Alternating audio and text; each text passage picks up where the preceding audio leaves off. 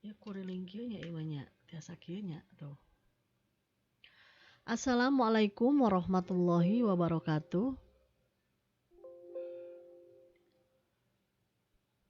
Perkenalkan, nama saya Erni Nurillah, guru ahli media tingkat 1, guru mapel bahasa Indonesia dan unit kerja SMA Negeri 1 Jampang Kulon. Pada kesempatan ini saya akan membahas mengenai kosakata yang terdiri dari ada makna kata, sinonim dan antonim, dan majas.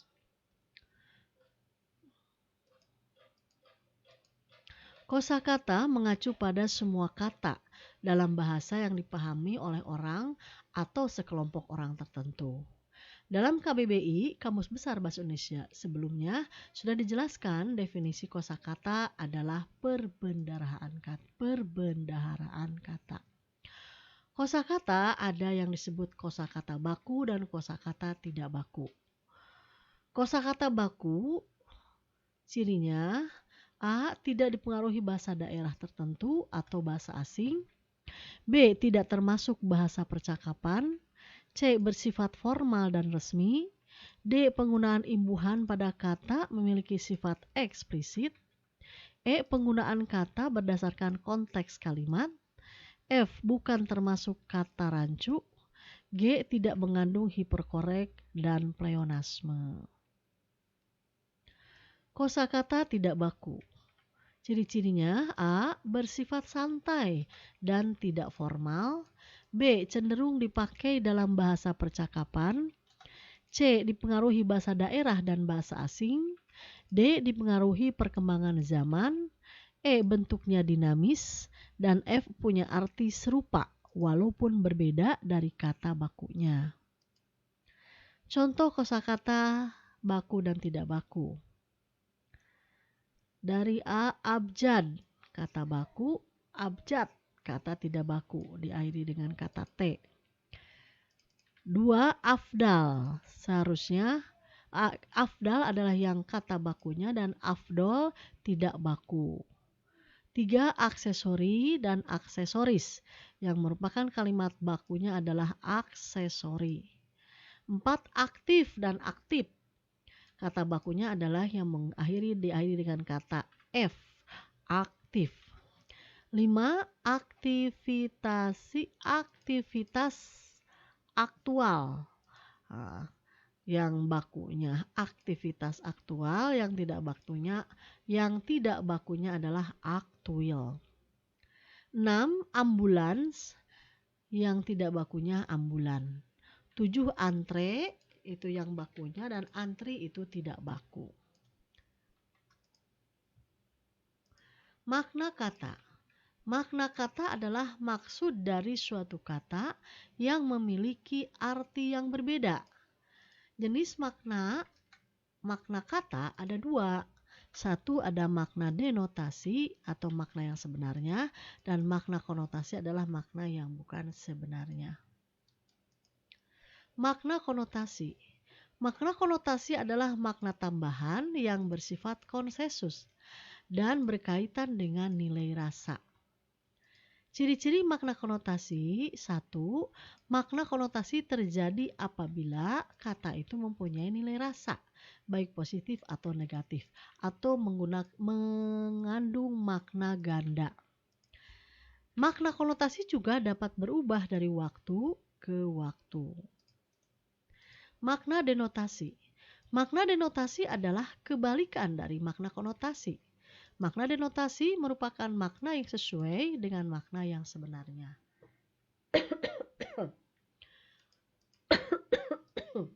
Atau bisa juga makna denotasi itu adalah makna kamus. Ciri-ciri makna denotasi. 1. Makna denotasi merupakan hasil observasi. Yang kedua, makna kata apa adanya. Ketiga, makna yang ditujukan sesuai dengan makna dasarnya. Materi yang berikutnya adalah sinonim.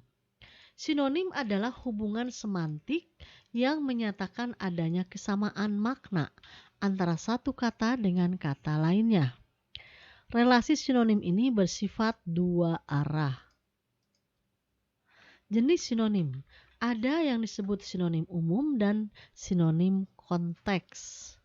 Sinonim umum memiliki makna yang hampir sama, tetapi tidak dapat saling digunakan pada konteks yang sama. Sinonim konteks adalah dua kata yang memiliki makna yang hampir sama dan dapat saling dipertukarkan pada konteks yang sama tanpa mengubah makna pada konteks tersebut. Sinonim konteks dibagi menjadi 3. Ada sinonim semirip, sinonim mutlak, dan sinonim selingkung. Sinonim semirip yaitu kata yang bisa saling bertukar posisi atau tempat dalam sebuah konteks kebahasaan tertentu. Contoh lahiriah dan jasmaniah, melatih dan menerobos. Sinonim mutlak, kata yang bisa saling bertukar posisi atau tempat dalam sebuah konteks kebahasaan apapun tanpa mengubah leksikal dan struktural. Contoh laris artinya dengan laku, efektif dengan mangkus. 3. Sinonim selingkung, kata yang bisa saling bertukar posisi atau tempat dalam sebuah konteks kebahasaan tertentu tanpa mengubah leksikal dan struktural. Contohnya lemah dengan lemas. Antonim adalah hubungan semantik antara dua buah satuan ujaran yang maknanya menyatakan kebalikan, pertentangan, atau kontras antara yang satu dengan yang lainnya. Jenis antonim banyak sekali, di antaranya 1 ada antonim taksonomis, contohnya hidup dan mati.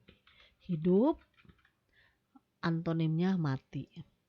Antonim kekutuban, besar, antonimnya kecil. Antonim berbalikan, menang dan kalah. Antonim relasional, jual dengan beli, suami dengan istri. Antonim hierarkial, gram dengan kilogram. Antonim majemuk, tidur dengan tiarap. Kosakata berikutnya adalah majas. Majas adalah salah satu bentuk gaya bahasa untuk mendapatkan suasana dalam sebuah kalimat agar semakin hidup. Mudahnya bisa kita pahami bahwa majas itu bisa menjadi ungkapan yang bisa menghidupkan suatu kalimat. Majas melakukan penyimpangan dari makna dari suatu kata yang biasa digunakan. Jenis-jenis majas banyak sekali, tapi pada kesempatan ini saya akan membahasnya hanya sebagian saja. 1 ada majas perbandingan, ada majas sindiran, dan majas penegasan. Majas perbandingan yaitu membandingkan atau menyandingkan antara satu objek dengan objek lainnya. Yang kedua, majas sindiran ditujukan untuk menyatakan sesuatu dengan maksud menyindir atau disebut juga dengan ironi, ya, majas ironi. 3. Majas penegasan digunakan untuk menyatakan suatu hal secara tegas. Contoh-contoh majasnya ada yang disebut dengan majas alegori, majas metafora, majas hiperbol. Majas alegori adalah majas yang menyatakan dengan ungkapan kiasan atau penggambaran. Contohnya, hidup itu seperti roda berputar, kadang di atas, kadang pula di bawah. Majas metafora. Ini merupakan majas yang memakai analogi atau perumpamaan terhadap dua hal yang berbeda. Contoh, anak itu dikenal sebagai kutu buku di kelasnya. Kutu buku yaitu tukang membaca buku. Majas hiperbola adalah majas yang menggunakan ungkapan yang berlebihan dan tidak masuk akal. Contohnya, dentuman itu menggelegar, membelah angkasa. Ada kata menggelegar, membelah angkasa itu lebih-lebihkan keadaannya yang tidak masuk akal. Demikian yang bisa saya sampaikan. Mudah-mudahan bisa bermanfaat. Wassalamualaikum warahmatullahi wabarakatuh.